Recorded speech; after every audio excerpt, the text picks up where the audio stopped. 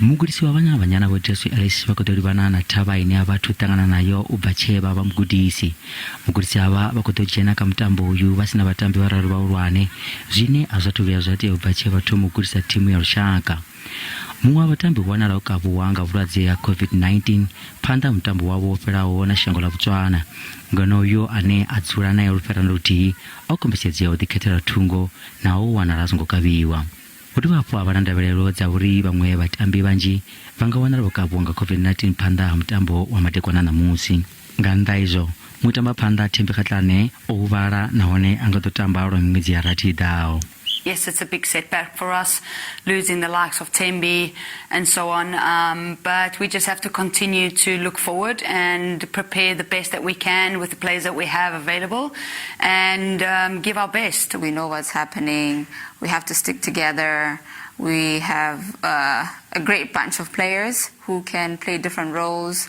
So this is where we all have to come in and step up because we can see where this is going, we know what the dream is, and we just have to keep that going.